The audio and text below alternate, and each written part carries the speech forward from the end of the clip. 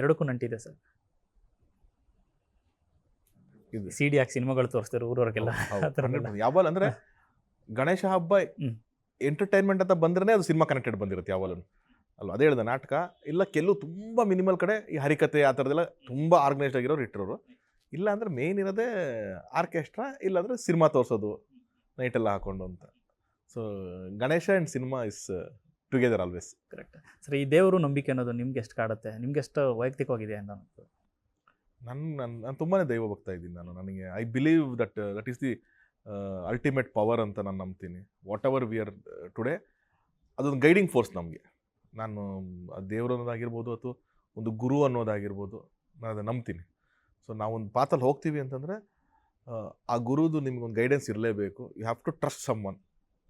So ಆ trust ಇದ್ರೇ ನಮಗೊಂದು ರೂಟ್ ಸಿಗೋದು ಅಂತ. ಸೊ ಆ ನಿಟ್ಟಿನಲ್ಲಿ ನಾನು ಎಷ್ಟೇ ಬ್ಯುಸಿ ಇರಲಿ, ನಾನು ಏನೇ ಇರಲಿ, ನಾನು ಬೆಳಗ್ಗೆ ಎದ್ದು ಮನೆಯಲ್ಲಿ ಇವತ್ತಿಗೂ ನಮ್ಮ ಮನೆಯಲ್ಲಿ ನಾನೇ ಪೂಜೆ ಮಾಡೋದು. ನಾನು ಮಾಡಿನೇ ಆಚೆ ಬರೋದು. ನಾನು ಅಲ್ಲಿವರೆಗೂ ಟಿಫನ್ ಮಾಡಲ್ಲ, ಏನೂ ಇರಲ್ಲ. ನಾನು ಅದು ಎಷ್ಟೇ ಹೊತ್ತು ಲೇಟ್ ಆಗಲಿ ಅದು ಮಾಡಿನೇ ಬರೋದು. ಅದು ನನಗೆ ನಮ್ಮ ತಂದೆಯಿಂದ ಬಂದಿದ್ದದು. ನಮ್ಮ ತಂದೆ ಅಟ್ಲೀಸ್ಟ್ ನಾವಾದರೂ ಬೆಳಗ್ಗೆ ಎದ್ದು ಪೂಜೆ ಮಾಡಿ ಹೊಡ್ತೀನಿ. ನಮ್ಮ ತಂದೆ 2 ಹೊತ್ತು ಪೂಜೆ ಮಾಡೋರು. ಬೆಳಗ್ಗೆ ಎದ್ದು ಶೂಟಿಂಗ್ 6 ಗಂಟೆಗೆ ಹೊರಡಬೇಕು ಅಂತಂದ್ರೂ ಅಷ್ಟೇ ಅವರು ತಣ್ಣೀರು ಸ್ನಾನ ಮಾಡ್ತಿದ್ರು. ನಮ್ಮ ತಂದೆ ಲಾಸ್ಟ್ ತನಕ ತಣ್ಣೀರು ಸ್ನಾನ ಮಾಡೋದು, ರಾಯರಿಗೆ ಪೂಜೆ ಮಾಡೋದು, ಮುಗಿಸ್ಕೊಂಡು ಶೂಟಿಂಗ್ ಹೋಗೋದು. ಶೂಟಿಂಗ್ 6 ಗಂಟೆಗೆ ಮುಗಿಲಿ, ರಾತ್ರಿ 12 ಗಂಟೆಗೆ ಮುಗಿಲಿ, ರಾತ್ರಿ 2 ಗಂಟೆಗೆ ಮುಗಿಲಿ, ಮನೆಗೆ ಬಂದು ಮತ್ತೆ ತಣ್ಣೀರು ಸ್ನಾನ ಮಾಡೋದು, ರಾಯರಿಗೊಂದು ದೀಪ ಹಚ್ಚೋದು, ಆಮೇಲೆ ಊಟ ಮಾಡಿ ಮಲ್ಗೋರು. ಸೊ ಅದನ್ನೇ ನೋಡಿ ನೋಡಿ ನೋಡಿ ಬೆಳೆದಂಥವ್ರು ನಮಗೆ. ಸೊ ನನಗೆ ಇವತ್ತಿಗೂ ನಾನು ಡಿಫಾಲ್ಟ್ ನಾನು ಅದು ಮಾಡೇ ಮಾಡ್ತೀನಿ. ಅದು ವಾಟ್ ಕಂಪ್ನಿ ನನಗೆ ಆ ಥರದ್ದು ಏನಿದಿಲ್ಲ. ಬಟ್ ನನಗೆ ಸ್ವಲ್ಪ ಎಮೋಷ್ನಲಿ ನಾನು ಬಾಬಾ ಒಂದು ಕನೆಕ್ಟ್ ಆಗಿದ್ದೀನಿ. ನಂಗೆ ರಾಯರು ಅಂತಂದರೆ ಒಂದು ಎಮೋಷನ್ಸ್ ಮೊದಲಿಂದ. ಮನೆ ದೇವರು ನಮ್ಮ ವೆಂಕಟರಮಣ ಸ್ವಾಮಿ ಇದ್ದಾನೆ. ಸೊ ಹಾಗಾಗಿ ಎಲ್ಲ ನನಗೆ ಎಲ್ಲಿ ನಿಮ್ಮೊಂದು ನಾನು ಹೋಗ್ಬೇಕಾದ್ರೆ ಒಂದು ಚಿಕ್ಕ ಕಲ್ಲಿದ್ರು ನಾನು ಅದಕ್ಕೊಂದು ನಮಸ್ಕಾರ ಮಾಡ್ಕೊಂಡು ಹೋಗ್ತೀನಿ. ಕರೆಕ್ಟ್. ಸೊ ಇನ್ನು ಸಿನಿಮಾ ಕಡೆ ಬರೋದಾದರೆ ಏಳುಮಲೆ ಅಂದರೆ ಮಾದಪ್ಪನ ಜಾಗ, ಅಲ್ಲಿ ವಿಜಯ ಪತಾಕೆನ ಆರಿಸೋಕ್ಕೆ ಗಣಪನೆಯಿಂದ ಆರಂಭ ಸ್ಟಾರ್ಟ್ ಆಗಿದೆ ಪ್ರಚಾರ. ಸೊ ಸರ್, ಈ ಸಿನಿಮಾ ಅನ್ನೋದು ಅಂದರೆ ಇಂಡಸ್ಟ್ರಿಲಿ ಇರೋವಂಥದ್ದು. ಯಾವುದೇ ಒಂದು ಸಿನಿಮಾ ಬರಬೇಕಂದ್ರೆ ತರುಣ ಹತ್ರ ಒಂದು ಒಪಿನಿಯನ್ ತಗೋಬೇಕು ಅಂದರೆ ಅದರಿಂದ ಬೆಸ್ಟ್ ರಿಸಲ್ಟ್ ಸಿಗುತ್ತೆ, ಏನಾದರೂ ಒಂದು ಒಳ್ಳೆ ಮಾರ್ಗ ತೋರಿಸ್ಕೊಡ್ತಾರೆ ಅಂತ ಎಲ್ಲರೂ ಹೇಳ್ತಾರೆ. ಸೊ ಸಿನಿಮಾನ ಯಾವ ರೀತಿ ನೀವು ಆಯ್ಕೆ ಮಾಡ್ತೀರಾ, ಯಾವ ರೀತಿ ಸೆಲೆಕ್ಟ್ ಮಾಡ್ತೀರಾ? ಇದೊಂದು ಕತೆ ಸಿನಿಮಾಗೆ ಬಂದರೆ ಸೂಪರ್ ಹಿಟ್ ಆಗುತ್ತೆ, ಹೆಂಗೆ ಜಡ್ಜ್ ಮಾಡ್ತೀರಾ ಅಂತ? ಏನಂದ್ರೆ ನನಗೆ ಯಾವುದು ನನ್ನ ತಲೆಯಲ್ಲಿ ಯಾವುದು ಇದು ರೂಲ್ಸ್ ಆ್ಯಂಡ್ ರೆಗ್ಯುಲೇಷನ್ಸ್ ನಾರ್ಮ್ಸ್ ಅಂತ ನಾನೇನು ಹಾಕೊಳ್ಳಲ್ಲ. I am always on audience first. ನಾನು ಫಸ್ಟಿಂದ ನಾನು ಹೇಳಿದೆ, ಆರ್ಕೆಸ್ಟ್ರಾ ನೋಡ್ತಿದ್ದೆ ಅಂತಂದರೆ ಅವತ್ತು ನಾನು ಏನು ಎಂಜಾಯ್ ಮಾಡಿದೆ, ಯಾವ ಸಾಂಗ್ಸ್ ನನಗೆ ಹೈ ಕೊಟ್ಟಿತ್ತು. ನಾವು ಸಿನಿಮಾ ಮಾಡಬೇಕು ನನ್ನ ತಲೆ ಅದೇ ಇರುತ್ತೆ. ಸಾಂಗ್ಸ್ ಮಾಡ್ಬೇಕಾರೆ ಹಿಂಗೆ ಬಂದರೆ ಇಷ್ಟಪಡ್ತಾರೆ ಜನ. ಸೊ ನಾನು ಆಡಿಯನ್ಸ್ ಆಗಿದ್ದರೆ ನನಗೇನು ಖುಷಿ ಕೊಡುತ್ತೆ ಅನ್ನೋದನ್ನೇ ನಾನು ಒಬ್ಬ ಹಾನೆಸ್ಟ್ ಆಡಿಯನ್ಸ್ ಆಗಿ. ಸೊ ನಾನು ಕತೆ ಮಾಡಬೇಕಾದ್ರೂ ಅಷ್ಟೇ, ಅಥವಾ ಕತೆ ಕೇಳಿ ಸೆಲೆಕ್ಟ್ ಮಾಡಬೇಕಾದ್ರೂ ಅಷ್ಟೇ, ಏನೇ ಆದಾಗ್ಲೂ ಓಕೆ ಆಡಿಯನ್ಸ್ ಆಗಿ ನಾನು ಎಂಜಾಯ್ ಮಾಡ್ತೀನಿ. ನಂಗೆ ನೋಡೋಕೆ ಇಷ್ಟ ಆಗುತ್ತಾ, ಇದ್ರೊಂದು ಖುಷಿ ಸಿಗುತ್ತೆ ನನಗೆ. ನೀವು ಕಾಮಿಡಿ ಮಾಡಿ, ಆ್ಯಕ್ಷನ್ ಮಾಡಿ, ಎಮೋಷ್ನಲ್ ಮಾಡಿ, ಲವ್ ಸ್ಟೋರಿ ಮಾಡಿ, ಏನಾದರೂ ಮಾಡಿ, ಸಿನಿಮಾ ಇಸ್ ಎಕ್ಸ್ಪೀರಿಯನ್ಸ್. ಆ 2 hours ಒಂದು ಎಕ್ಸ್ಪೀರಿಯನ್ಸ್ ಆಗಬೇಕು ನಿಮಗೆ. ಆಚೆ ಥಿಯೇಟ್ರಿನ ಆಚೆ ಬರ್ಬೇಕಾದ್ರೆ ಅದು ಎಮೋಷ್ನಲ್ ಸಿನಿಮಾ ಅಂದರೆ ನಿಮ್ಗೆ ಅಳಿಸ್ಬಿಟ್ಟು ಕಳಿಸುತ್ತೆ. ಅದು ಕಾಮಿಡಿ ಸಿನಿಮಾ ಅಂದರೆ ನಿಮಗೆ ನಗಿಸಿ ಕಳಿಸುತ್ತೆ. ಹಾರರ್ ಆದರೆ ನಿಮ್ಗೆ ಒಂದು ಥ್ರಿಲ್ಲಲ್ಲಿ ಆಚೆ ಬರ್ತೀರಿ. But it's all about experience. ಈ ಸಿನಿಮಾ ಎಕ್ಸ್ಪೀರಿಯನ್ಸ್ ಕೊಡುತ್ತಾ, ಇದನ್ನು ನಮ್ಮ ಆಡಿಯನ್ಸಾಗಿ ಯೋಚನೆ ಮಾಡ್ತೀನಿ. ನನಗೆ ಅದು ಕನೆಕ್ಟ್ ಆಯಿತು ಅಂತಂದರೆ ನಾನು ಕಣ್ಣು ಮುಚ್ಕೊಂಡು ಅದಕ್ಕೆ ಹೋಗ್ತೀನಿ. ಅದು ಬಿಟ್ಟರೆ ನಿನ್ನ ಯಾವುದು ಕ್ಯಾಲ್ಕುಲೇಷನ್ನು, ಇದು ಟ್ರೆಂಡ್ ನಡೀತಾ ಇದೆ ಹೆಂಗೆ, ಇದು ಇನ್ನೊಂದೇನೋ ಮಾಡ್ತಿದ್ದು, ನಾನು ಹಂಗೆ ಯೋಚನೆ ಮಾಡಲ್ಲ. ಏಳುಮಲೆ ಅಷ್ಟೊಂದು ಕಾಡಕ್ಕೆ ಕಾರಣ ಏನಾಗಿದೆ? ಏಳುಮಲೆ ಅದೇ ನನಗೆ ಹಾನೆಸ್ಟಿ, ಆ ಕಥೆಯಲ್ಲಿದ್ದಂಥ ಒಂದು ಹಾನೆಸ್ಟಿ. ಪುನೀತ್ ನಮಗೆ ಕಾಟೇರ ಮಾಡಬೇಕಾದ್ರೆ ನಾನು ಡೈರೆಕ್ಷನ್ ಡಿಪಾರ್ಟ್ಮೆಂಟ್ ವರ್ಕ್ ಮಾಡ್ತಾ ಇದ್ರಲ್ಲ, ಅವಾಗ ಯಾವುದಾದೋ ಲೈನ್ಸ್ ಹೇಳೋರು, ಸುಮಾರು ಲೈನ್ಸ್ ಹೇಳಿದ್ರು ನನಗೆ. ಅದರಲ್ಲಿ ಒಂದು ಲೈನ್ ನನಗೆ ಕನೆಕ್ಟ್ ಆಗಿದ್ದು ಇದೊಂದು ಐಡಿಯಾನೇ ಚೆನ್ನಾಗಿದೆ. ಅರ್ಲಿ 2000 ನೇಷನ್ ವೈಡ್ ನ್ಯೂಸ್ ಆದಂಥ ಒಂದು ರಿಯಲ್ ಇನ್ಸಿಡೆಂಟ್ ಅದು. Not only Karnataka, nation wide news ಆಗಿದೆ ಅದು. ಸೊ ಆ ಬ್ಯಾಕ್ ಡ್ರಾಪಲ್ಲಿ ಈ ಥರದೊಂದು ಲವ್ ಸ್ಟೋರಿನ ಮಾಡಿದ್ರೆ ಹೇಗಿರುತ್ತೆ ಸರ್ ಅಂತಂದಾಗ ನಂಗೆ ಅದೇ ತುಂಬ ಎಕ್ಸೈಟ್ ಆಯಿತು. ಹೌದಲ್ವಾ, ಇದನ್ನು ಬೇರೆ ನಾರ್ಮಲಾಗಿ ಅದ್ರ ಡಾಕ್ಯುಮೆಂಟ್ರಿ ಎಲ್ಲ ಮಾಡಿದ್ದಾರೆ ಅದನ್ನು. ಬಟ್ ಅದು ಬ್ಯಾಕ್ ಡ್ರಾಪಲ್ಲಿ ಒಂದು ಹುಡುಗ ಹುಡುಗಿದೊಂದು ಲವ್ ಸ್ಟೋರಿನೂ, ಆ ಬ್ಯಾಕ್ ಡ್ರಾಪಲ್ಲಿ ಒಂದು ಥ್ರಿಲ್ಲರೂ ಆಗಿರಲಿಲ್ಲ. ಸೊ ಹಾಗಾಗಿ this is very exciting, very new ಅಂತ ನನಗೂ ಅದು ಕನ್ವಿನ್ಸ್ ಆಯಿತು.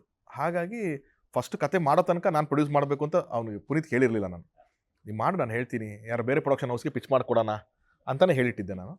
ಬಟ್ ಫಿನಿಶ್ ಆದಮೇಲೆ ನನಗೆ ಗೊತ್ತಿತ್ತು ಅದು ಈ ಪಿಕ್ಚರು ತುಂಬ ಪ್ಯಾಷನೆಟಾಗಿ ಯಾರೊಬ್ಬರು ಪ್ರೊಡ್ಯೂಸ್ ಮಾಡಬೇಕು ಅಂತ ಇತ್ತು. ಸೊ ಆಮೇಲೆ ನಾನು ಪುನೀತ್ಗೆ ನಾವೇ ಮಾಡ್ತೀವಿ ಪುನೀತ್, ನೀನು ಆರಾಮ ಧೈರ್ಯವಾಗಿರು ಅಂತ. Then I took a call.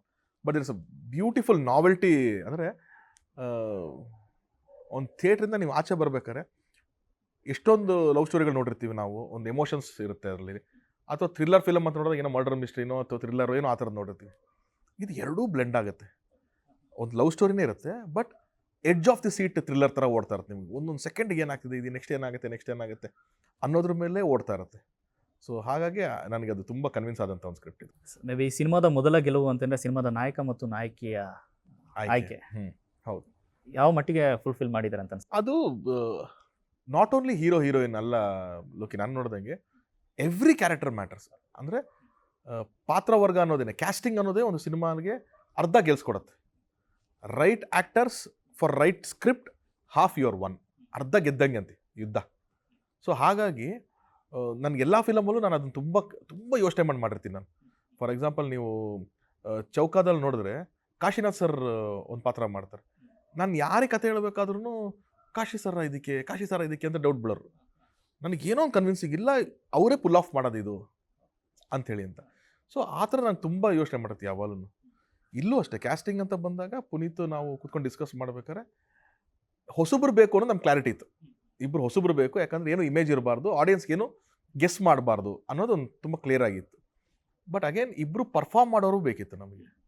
So ಯಾರಿದ್ದಾರೆ ಏನು ಅಂತ ನಾವು ಶಾರ್ಟ್ ಲಿಸ್ಟ್ ಮಾಡಿದಾಗ ದೆನ್ ರಾಣಾ ಅವ್ರ ಹೆಸರು ನಮಗೆ ಬಂತು. ಸೊ ರಾಣಾ ಅವರು ಏಕಲವ್ಯ ನೋಡಿದ್ವಿ ನಾವು, ತುಂಬ ಚೆನ್ನಾಗಿ ಪರ್ಫಾರ್ಮ್ ಮಾಡಿದ್ದಾರೆ. ಹಾಗೆ ನೀವು ನೋಡಿ ಮೂರು ಶೇಡಲ್ಲ ಅವತ್ತು, ಆವಾಗಿನ ಒಂದು ಹೆಂಗಾರ ಸ್ಕೂಲ್ ಗೆಟಪ್ ಥರ ಒಂದಿದೆ, ಕಾಲೇಜ್ದು ಒಂದಿದೆ, ಹಾರ್ಟ್ ಬ್ರೇಕ್ ಆದಮೇಲೆ ಇನ್ನೊಂದು ಬೇರೆ ಇದೆ. ಫಸ್ಟ್ ಸಿನಿಮಾದಲ್ಲೇ ಅಷ್ಟು ಹೆವಿ ಸ್ಕ್ರಿಪ್ಟ್ ಒಬ್ಬರು ತೊಗೊಂಡು ಫಸ್ಟ್ ಫಿಲಮಲ್ಲೇ ಮಾಡಿದ್ದಾರೆ.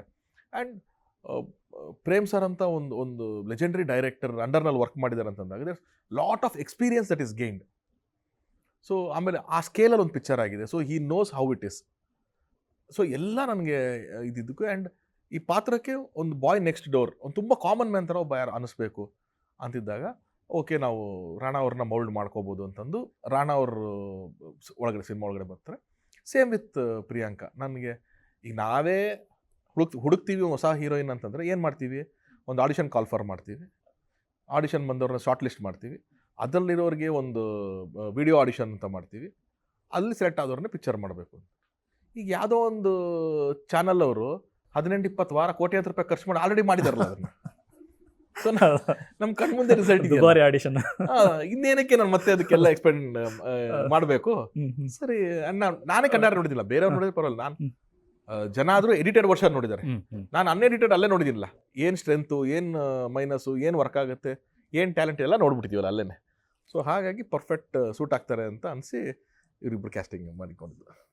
ಸರ್ ಅಣ್ಣ ಅವರೇ, ಮೊದಲ ಸಿನಿಮಾದಲ್ಲಿ ಪ್ರೇಮ್ ಸರ್ ಒಂದು ಅಡಿಪಾಯ ಹಾಕ್ಕೊಟ್ರು, ಬಟ್ ಸೆಕೆಂಡ್ ಸಿನಿಮಾ ಅನ್ನೋದು ಆಯ್ಕೆಗಳು ವಿಚಾರದಲ್ಲಿ ತುಂಬ ಎಚ್ಚರಿಕೆಯಿಂದ ಇರಬೇಕು. ಸೊ ಆ ವಿಚಾರದಲ್ಲಿ ಗೆದ್ದಿದ್ದೀರಿ ಅಂತ ಅನಿಸ್ತಾ ಇದೆ.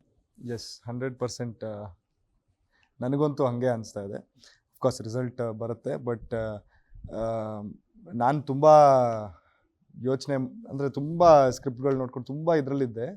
ಆವಾಗ ಆ ಟೈಮಲ್ಲಿ ಬಂದಿರೋ ಸ್ಕ್ರಿಪ್ಟ್ ಇದು, ಪುನೀತ್ ಅವರು ಬಂದು ಸ್ಕ್ರಿಪ್ಟ್ ಹೇಳಿದ್ರು. ನಾನು ಇವಾಗ ತರುಣ್ ಸರ್ ಹೇಳ್ದಂಗೆ ನಾನು ಅಂದರೆ ಫಸ್ಟ್ ಆಫ್ ಆಲ್ ನನಗೆ ಅಷ್ಟು ಇದು ಇಲ್ಲ ಬೇರೆ ಯಾವುದೋ ರೀತಿಯಲ್ಲಿ ನೋಡೋಕ್ಕೆ. ನಾನು ನೋಡೋದೇ ಯಾರೋ ಒಬ್ಬರು ನರೇಷನ್ ಕೊಟ್ಟರು ಅದನ್ನ ಆಡಿಯನ್ಸ್ ರೀತಿಯಲ್ಲೇ ನೋಡೋದು. Because that's the only way. ನನಗೆ ಗೊತ್ತಿರೋದೇ ಅದು, ಆಡಿಯನ್ಸ್ ಥರ ನೋಡ್ತೀನಿ. ಸಿನಿಮಾ ನೋಡ್ತಿದ್ದಂಗೆ ಅಂದರೆ ಮೈಂಡಲ್ಲಿ ನೋಡ್ತಾ ಇರ್ತೀವಲ್ಲ, ಓಕೆ ಎಂಜಾಯ್ ಆಯಿತಾ, ಮಜವಾಗಿತ್ತಾ, ಆ ಥರ ನೋಡೋದು. ಸೊ ಅದು ನನಗೆ ತುಂಬ ಕನ್ವೆ ಆಯಿತು ಪುನೀತ್ ಅವ್ರು ಕೊಟ್ಟಿದ್ದು ನನಗೆ ನರೇಷನ್ನು. ಆ್ಯಂಡ್ ಅಫ್ಕೋರ್ಸ್ ನೀವು ನಿಮ್ಮದೇ ಪ್ರಶ್ನೆಯಲ್ಲಿ ನೀವು ಕೇಳಿದ್ರಿ ದಟ್ ಇವತ್ತಿಂದು ಸಿಚುವೇಶನ್ ಹೆಂಗಿದೆ ಅಂದರೆ ಎಲ್ಲರೂ ಒಂದು ಮಾತು ಹೇಳ್ತಾರೆ, ತರುಣ್ ಸರ್ದು ಒಂದು ಒಪಿನಿಯನ್ ತೊಗೊಂಡ್ರೆ ಗುಡ್ ಅಂತ. ಸೊ ಅದರಲ್ಲಿ ಇವರೇ ಬ್ಯಾಕ್ ಮಾಡ್ತಾಯಿದ್ರು ಸಿನಿಮಾನ. ಸೊ ನಾನು ಫಸ್ಟ್ ಆಫ್ ಆಲ್ ನನಗೆ ಆ ಕತೆ ಅಂತೂ ಸೂಪರ್ ಅನಿಸ್ತು. ಅದ್ರ ಮೇಲೆ ತರುಣ್ ಸರು ಇದ್ದರು as a captain in a way. ಯಾಕಂದರೆ ಅವರು ಡೈರೆಕ್ಟರ್ ಅಂದರೆ ಮೇನ್ಲಿ ಕ್ಯಾಪ್ಟನ್ನು, ಬಟ್ ಇಲ್ಲಿ ಅವರು ನಿರ್ಮಾಪಕ ಆಗಿ ನಿಂತಿರುವಾಗ ಅಫ್ಕೋರ್ಸ್ ಅವರು ಎಲ್ಲ ರೀತಿಯಲ್ಲೂ ಇನ್ವಾಲ್ವ್ ಇರ್ತಾರೆ. ಸೊ ಅದಕ್ಕಿಂತ ನನಗೆ ಕನ್ವೆ ಆಗೋ ವಿಷಯನೇ ಇರಲಿಲ್ಲ ಇಲ್ಲಿ. So there was no questions as nothing. ನನಗೆ ಜಸ್ಟ್ ಆ ಕತೆನೂ ಇನ್ಫ್ಯಾಕ್ಟ್ ನಾನು ಕೇಳಬೇಕಾಗೇ ಇರಲಿಲ್ಲ, ತರುಣ್ ಸರ್ ಇದ್ದಾರೆ ಅಂತ ಗೊತ್ತಾಗಿದ ಮೇಲೆ ಸುಮ್ಮನೆ ಅದೊಂದು ಫಾರ್ಮ್ಯಾಲಿಟಿ ಅನ್ಬೋದು. But of course I was personally blown away ನಾನು ಅದು ಕತೆ ಕೇಳಿದ್ವಾಗ ಅಮೇಝಿಂಗ್ ಅನಿಸ್ತು ನನಗೆ. ಆ್ಯಂಡ್ ಸುಮ್ಮನೆ ಅದೇ ನಾವು ಹೇಳ್ದಂಗೆ ಇರುತ್ತೆ. ಬಟ್ ದ ಥಿಂಗ್ ಈಸ್ ನಿಜವಾಗ್ಲೂ edge of the seat thriller ಎಷ್ಟು ಫಾಸ್ಟಾಗಿ ಹೋಗುತ್ತಂದರೆ ಆ ಕತೆ ನಾನು ಸರ್ ರೀಸೆಂಟಾಗಿ ಲಾಸ್ಟ್ ಕ್ಲೈಮ್ಯಾಕ್ಸ್ ರೀಲ್ ನೋಡಿದೆ, ಡಬ್ಬಿಂಗ್ ಹೋಗಿದ್ದೆ, ಸ್ವಲ್ಪ ಪ್ಯಾಚ್ ವರ್ಕ್ ಇತ್ತು. ಆವಾಗ ಕ್ಲೈಮ್ಯಾಕ್ಸ್ದು ಸ್ವಲ್ಪ ಅದೇ ಲಾಸ್ಟ್ ನಮ್ದು ಫುಲ್ ಇಮೋಷನ್ ಅಲ್ವಾ. ಸೊ ಕ್ಲೈಮ್ಯಾಕ್ಸಿಗೆ ಬರ್ತೀವಿ, ಅಲ್ಲಿ ಇಮಿಡಿಯೇಟಾಗಿ ಜಸ್ಟ್ ತುಂಬ ಕಡಿಮೆ ಟೈಮು ಟಕ್ ಟಕ್ ಟಕ್ ಟಕ್ ಅಂತ ಹೋಗುತ್ತೆ. ನಾನು ನೋಡಿದೆ, ಅಫ್ಕೋರ್ಸ್ ನನಗೆ ಕತೆ ಗೊತ್ತಿರೋದ್ರಿಂದ ಕನ್ವೆ ಆಯಿತು.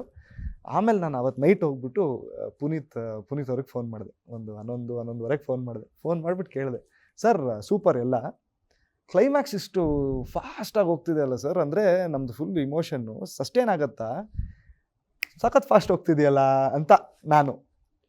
ಆವಾಗ ಅವ್ರು ನಂಗೆ ಒಂದು ಮಾತು ಹೇಳಿದ್ರು, ಅಲ್ಲ ನೀವು ಇವಾಗ ಕೂತ್ಕೊಂಡು ಲಾಸ್ಟ್ ಇಯರ್ ರೀಲ್ ನೋಡಿದ್ರಿ, ಅದು ಯಾಕಂದರೆ ಅಲ್ಲಿ ಡಬ್ಬು ಬೇರೆ ಲ್ಯಾಂಗ್ವೇಜ್ ನಡೀತಿತ್ತು ಸರ್, ಅದಕ್ಕೆ ಚೆಕಿಂಗು.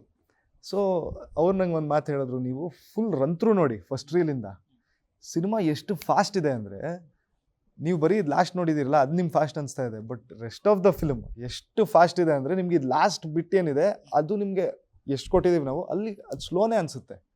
ಆವಾಗ ನಂಗೆ ಅನಿಸ್ತು, ಓ ಮೈ ಗಾಡ್, ಅಂದರೆ ನಮ್ದು ಅದು ನಿಜವಾಗ್ಲೂ ನಾವು edge of the seat thriller ಮಾಡ್ಬೇಕಂತಾನೆ ಹೊರಟಿದ್ದು, ಅದು ಎಷ್ಟು ಚೆನ್ನಾಗೆ ಫುಲ್ಫಿಲ್ ಆಗಿದೆ ಅಂತ. ಬಿಕಾಸ್ ಆ ಸ್ಪೀಡಲ್ಲಿ ಹೋಗುತ್ತೆ cinema, and at the end of the day it's a thriller and love story. So imagine, love ಸ್ಟೋರಿನ ಹೇಳ್ಕೊಂಬಂದಿದ್ದೀವಿ ಆ ಥ್ರಿಲ್ಲರ್ ಕಾಂಟೆಂಟ್ ಜೊತೆ ಅಂದರೆ. ಸೊ ತುಂಬ ಚೆನ್ನಾಗಿ ಬಂದಿದೆ ಅಂತ ಒಂದು